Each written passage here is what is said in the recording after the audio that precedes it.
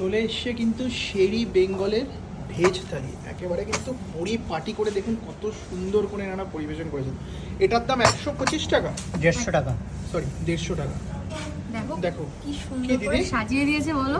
হ্যাঁ দেখো, চলে যাবে দেখেই খেতে ইচ্ছে করবে বলো। সিরিয়াস, হ্যাঁ চলে যাবে দেখো তাই না?